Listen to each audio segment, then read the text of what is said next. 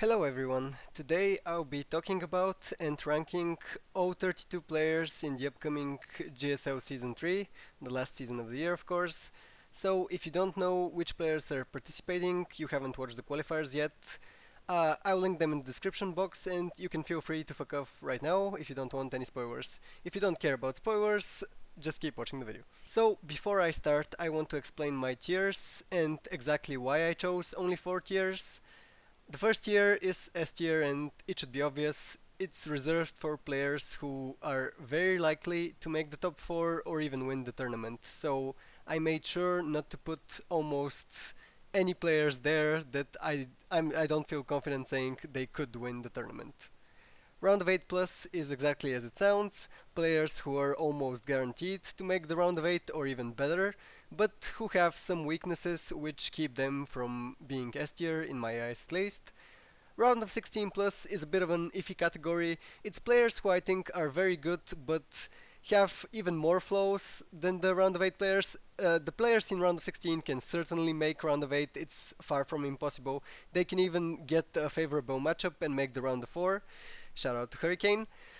But all in all, round of 16 should be their limit in my eyes right now.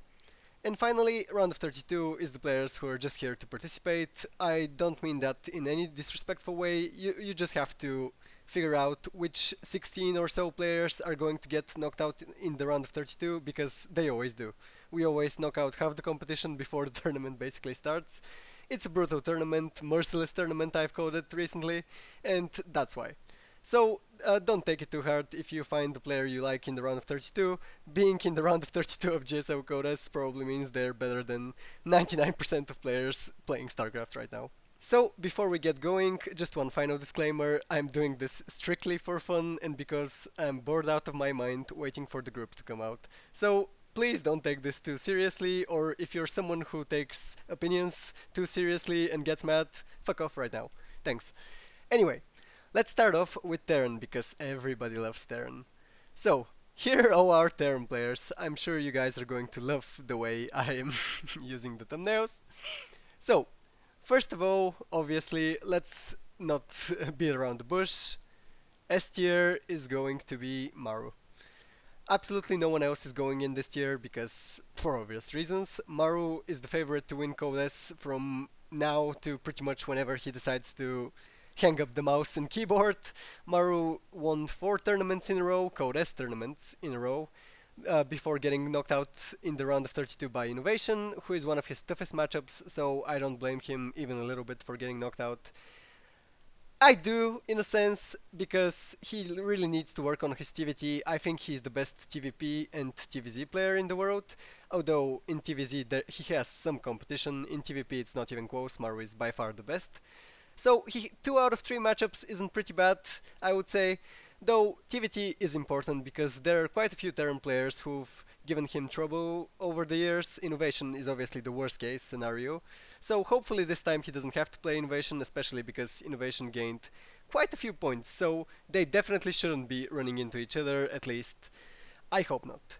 And speaking of the devil, let's get Innovation in as the only other Terran player who is going to be pretty high alone.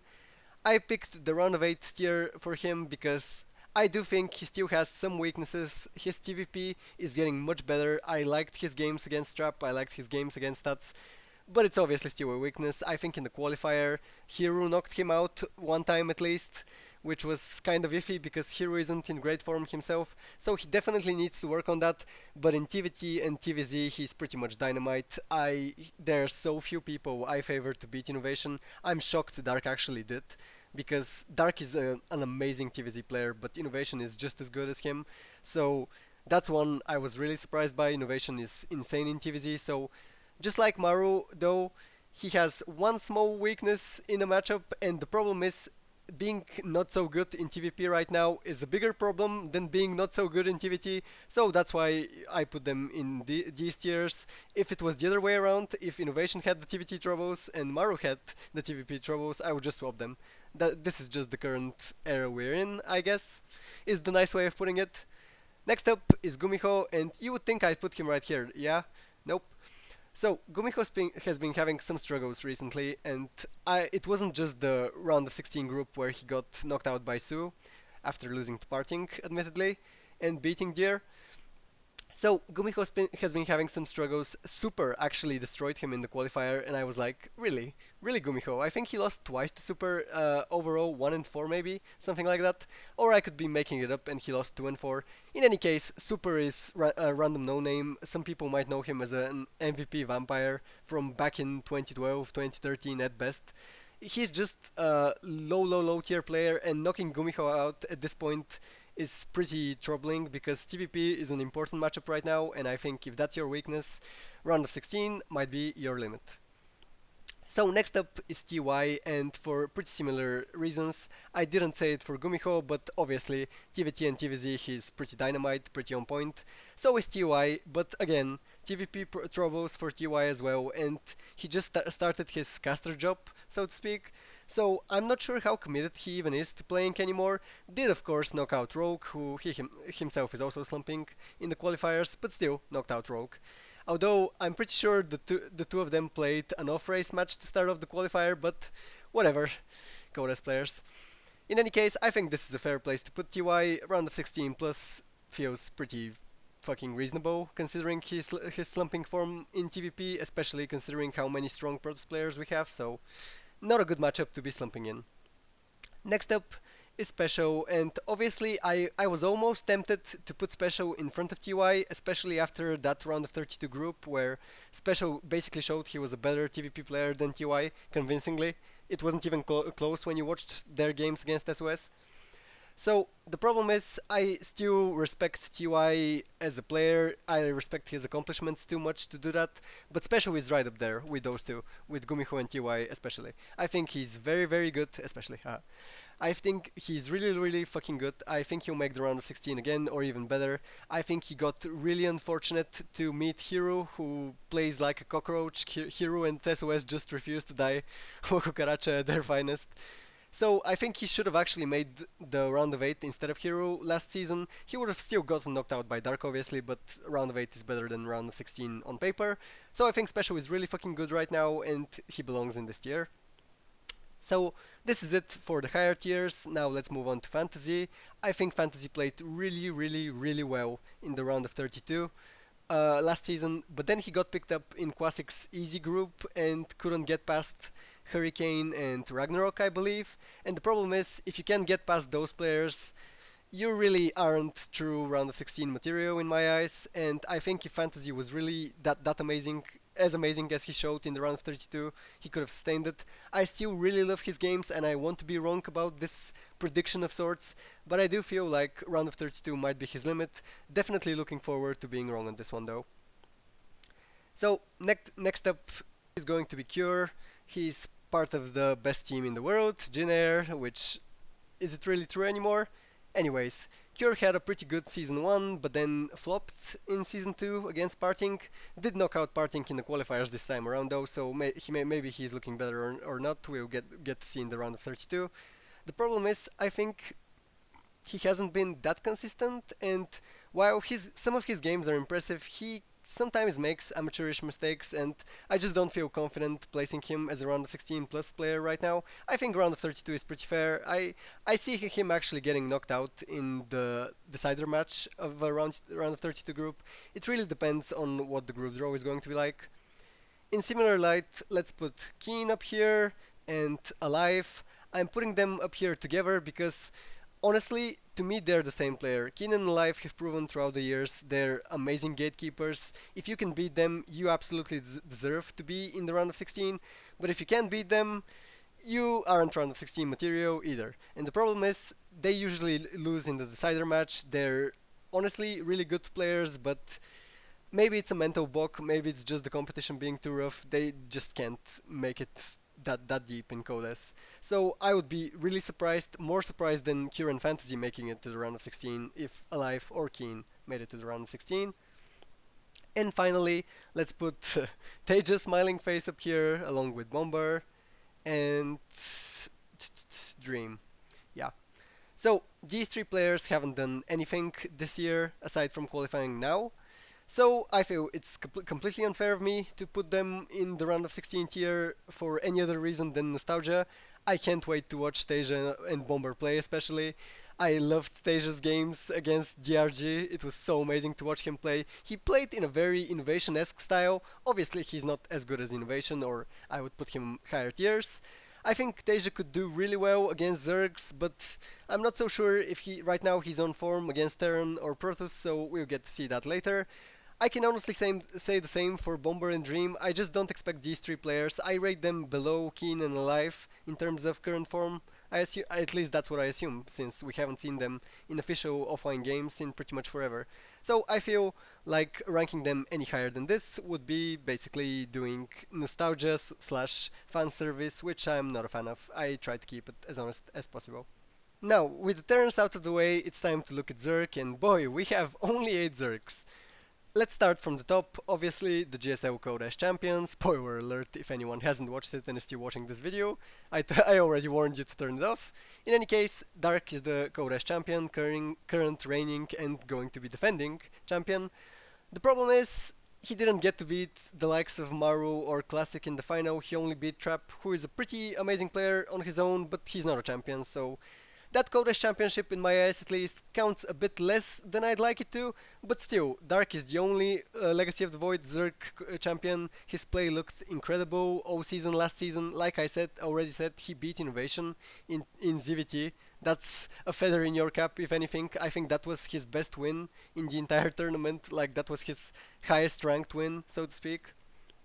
In any case, Dark is an amazing player. I think right now he stands way above the other Zerg players in Korea, and unfortunately, I don't see anyone joining him in this tier.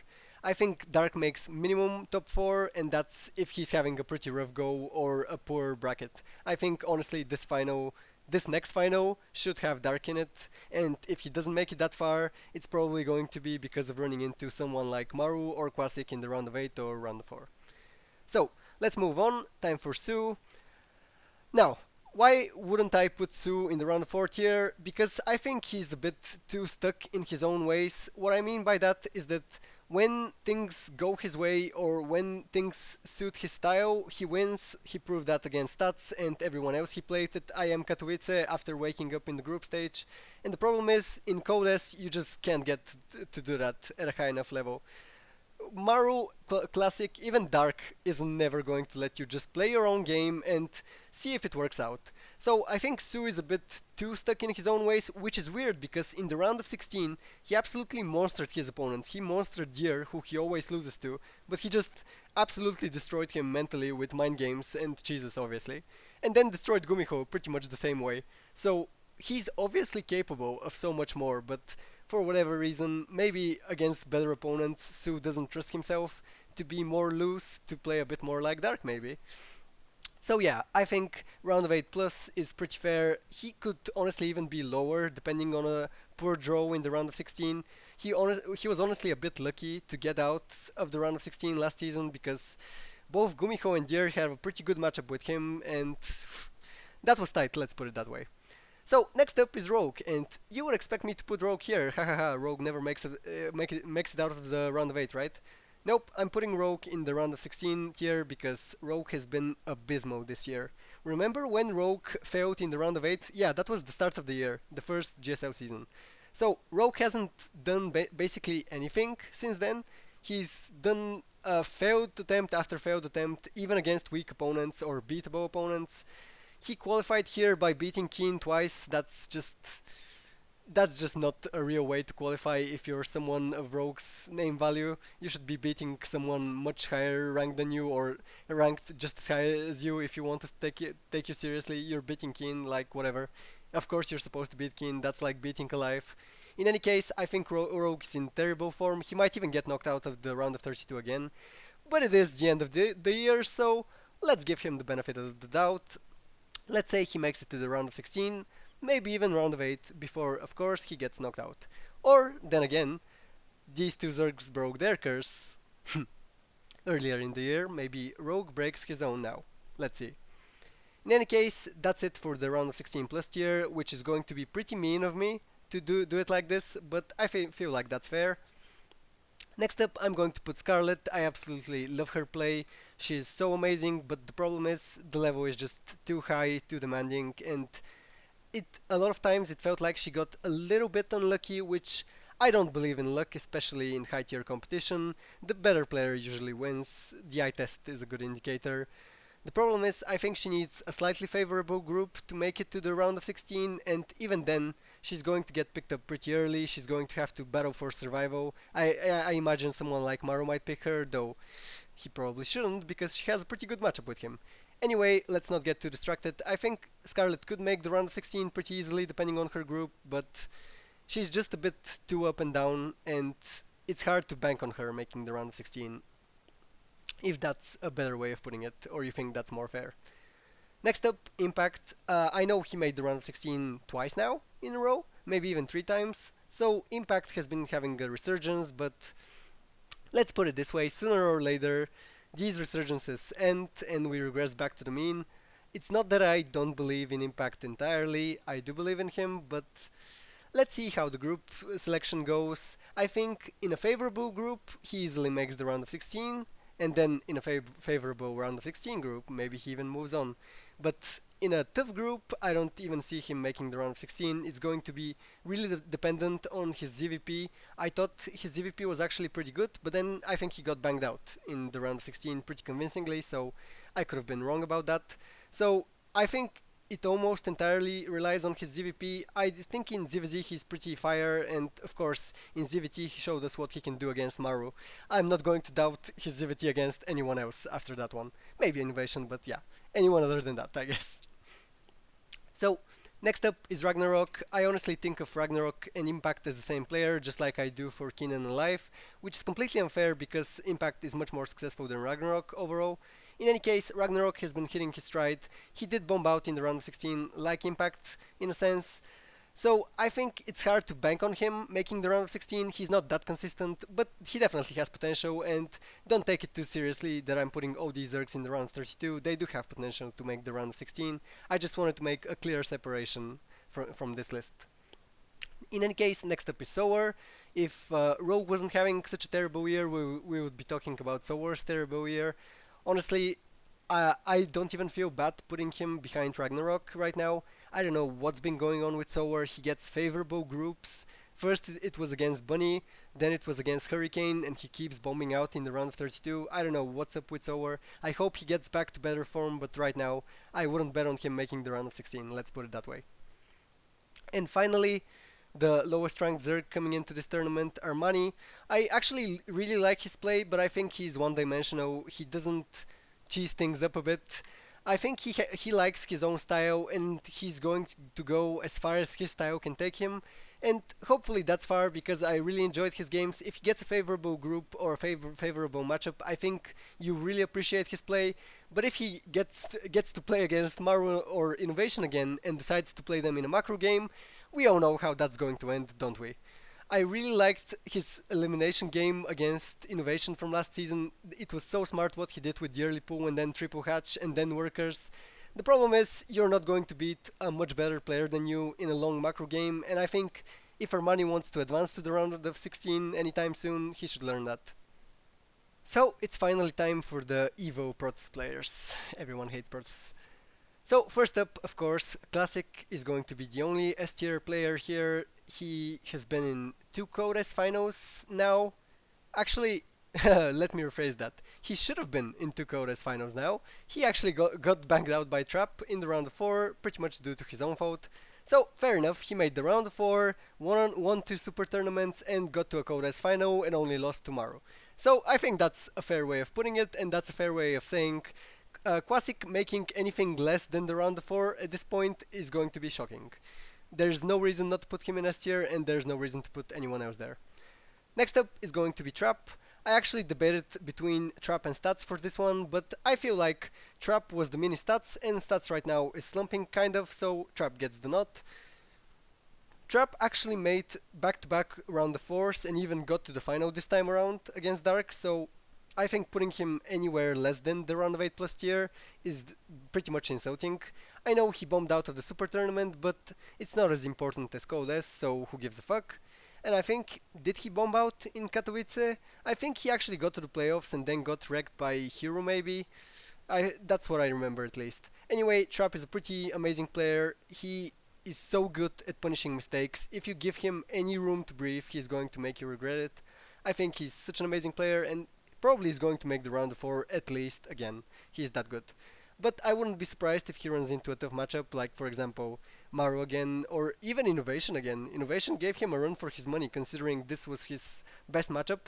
I don't know why people started calling him PvZ specialist. I think Trap's best matchup is against Terran, which is pretty convenient right about now, but it's still his best matchup, and Innovation's worst matchup is against Protoss, so the fact Innovation almost took him out is slightly troubling, so let's see how Trap performs this season. I still expect big things from him. I think he's the future of Protoss in Korea.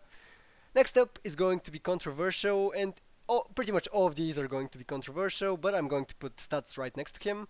I think Stats got pretty hard done by, and I think his form has been so up and down, even in the same tournament. So think back to the Super Tournament. He knocks out Maru, the favorite to win the tournament, and then loses to Gumiho convincingly. And the problem is, it's not like Gumiho wasn't good that tournament. The problem is, Stats probably should have beat him, right?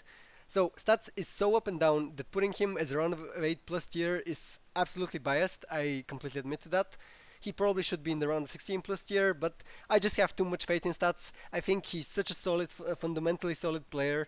He's even started mixing in some cheeses. We always say that about Stats, and he then keeps playing macro games like he did against Innovation, and ends up losing to a better player or a player who is currently in better form. So maybe that's unfucking reasonable of me to put him there, but it's my tier list, so make your own if you want to.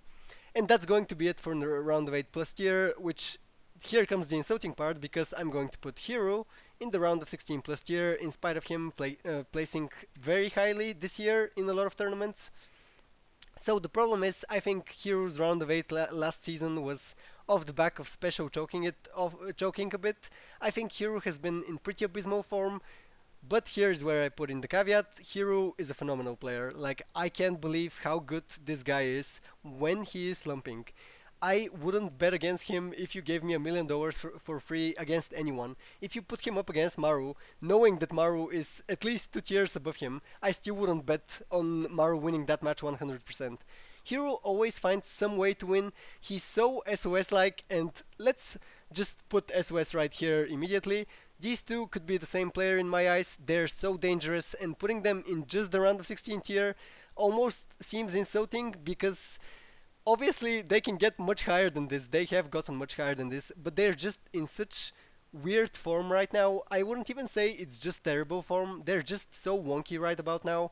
Maybe they've always been wonkier and I've just noticed it now, but I feel like they aren't that good. Then again, I wouldn't bet on them losing in the round of 32 too, if you know what I mean.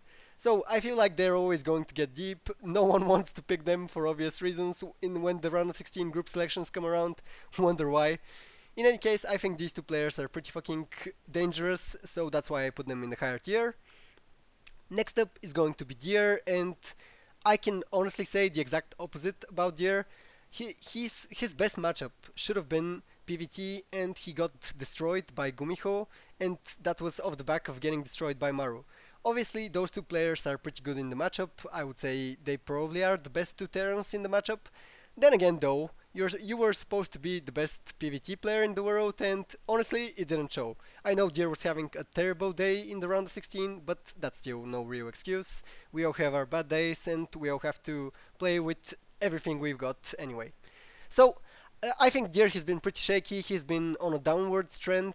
I think his best performances were in Season 1 and Katowice, and that's a while ago. I still think he's not getting knocked out in the round of 32, he's just too good of a player to get knocked out there, but I wouldn't favor him to get into the round of 8 or much higher than that.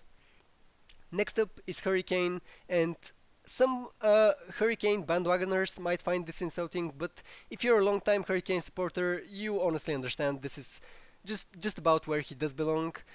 I know Hurricane made the round of 4, but let's be real, he was in the easiest round of 16 group, then he got the easiest round of 8 opponent, he still had to beat all those guys, fair enough, he did beat them, he got his round of 4, his highest ever career achievement in GSL Code S, and honestly, his highest ever career achievement pretty much of all time.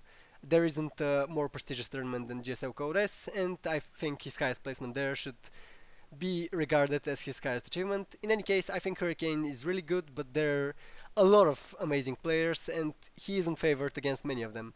If he gets a favorable matchup in the round of 16, I see him making the round of 8 again. That's why this tier is called round of 16 plus. It's people who can make at least the round of 8. In any case, I see him getting knocked out by superior players, players who are this tier and above, round of 8 plus and above. So I wouldn't put Hurricane too highly, but right about now, honestly, form-wise, I could put him in front of Hero and SOS and Deer. They just have better name value, and Hurricane just did it the one season. He has to do it more consistently, and I will give him the recognition he deserves at that point. Never forget, respect is actually earned, it's not a given. So, speaking of losing respect, that was such a mean segue. Oh my god, is it time? It's fucking Zest time, isn't it? So, I'm going to put Zest in the round of 32 tier, and I'm going to put Patience in the round of 16 tier. And some of you might be losing your minds right about now, but honestly, Zest has been having a worse year than Rogue. Put that into context. Like, how can you have a worse year than Rogue? Just strictly talking about name value. What you expect from Zest, what you expect from Rogue. So I think Zest is in abysmal form. If he gets knocked out in the round of 32 at this point, I wouldn't even be surprised. He had no fight in him last season. In the Super Tournament, he got knocked out by SOS, who is dangerous, but we expect more from Zest, so to speak. In general, I could say this has been one of the most disappointing years of Zest ever, and I don't see any reason to put him in a higher tier, especially when, like I said, the round of 16 plus tier is supposed to be for players who can at least make the round of 8. If you told me Zest makes the round of 8 in this season, I would be shocked. I would love to see the two groups he gets through to make the round of 8 in this season, let's put it that way. So, next up, oh, I actually forgot to mention Patience. I just put him up there and forgot about him. I think Patience is the Terran Gumiho. He is insanely dangerous, especially in the round of 32. I think if you take him lightly, you get knocked out of the GSL Code S like Maru did, the best player in the tournament. In any case, I think Patience is severely underrated, and I think putting him in the round of 16 plus tier is completely fair. He underperformed severely last season in the group with Dirk and Innovation, but it's a group with Dirk and Innovation, what can you expect? In any case, next up is Creator, and I've given up on Creator, so to speak. Actually, I fucked up. Let's put it in chronological order. Let's talk about Creator anyway. I have given up on Creator. He always has such brilliant ideas, but when you watch his execution, it just doesn't live up to anything. He's the Protoss version of Wusira. I just wish for him to take a coaching role or take a more sportive role. I just don't appreciate him competing, to be honest. It's just become depressing to watch Creator try to play the game because he could be so much more, but whether it's a mental block, maybe he loves the game too much, that could be a real problem, honestly. Maybe it just doesn't translate from practice. Whatever reason, Creator just doesn't show up in Code S, and I see no reason to put him in the round of 16 plus tier. So I skipped over parting, and this is where most of the fanboys are going to get upset. Then again, it's about 30 minutes into the video, most people don't have the attention span to get this far. In any case, parting has been passing the results test, the test where you just look at results and you say, look at how good this player is. When you watch his games though, let's be real, every single result this year has had a caveat next to it.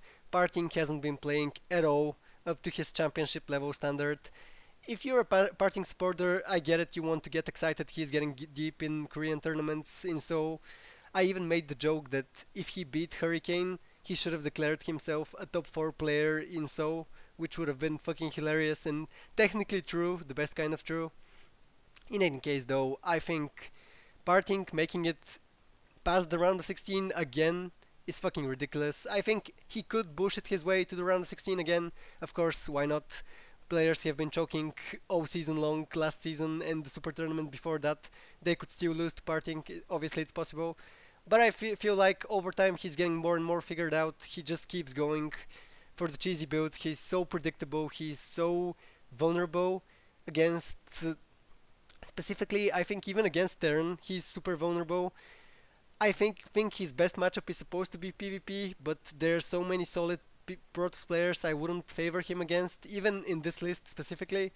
I just don't see the way in for partying. He needs favorable groups to make it deep into tournaments, and if he gets them and makes it deep again, fair fucks, he deserves it. Otherwise, I just see him as a round of 32 player who streams for fun, plays for fun, and to entertain his fans. And that you can respect that, but obviously it's not something you look for in a round of 16 plus player or higher. So finally, it's going to be MVP Vampire. I haven't watched a single game from him. I saw that Stats banked him out to get into the Code S, and then Super actually beat Gumiho. So I need to go watch that game just to see if Gumiho shit the bed, because honestly, that's an unbelievable result. If he can replicate that and take out some Terrans, there are 12 Terrans in this tournament, so he could get a favorable group and go on a hurricane or parting run of his own. Otherwise, I honestly don't know anything about Super, and just like for Tasia, Dream, and Bomber, I feel like it's fair to put him in this tier until he proves us otherwise, basically. So, that's it for the video. Here's the final list, and keep in mind, I didn't actually order them. I'm basically placing them Terran, Zerg, Protoss in chronological order. So, don't take anything away from this. In any case, I just wanted to have some fun, make up some tiers. This trend has been killing me. I've watched tier lists for literally everything and decided, you know what, it would be fun to make this list before the groups come out and we see how unbalanced some of even the round of 32 groups are going to be. Let me know which picks you disagree with, which you would change and why. Especially why, because just saying Patience should be in round of 32 without putting someone from the round of 16 from the round of 32 up with a valid reason doesn't really work for me. In any case, this is all just a bit of fun anyway, so fuck it. If you enjoyed yourself, make sure to let me know, or if you didn't, make sure to yell in the comments, like a little twat. In any case, see you when I see you. Until next time, whenever the fuck that is, bye.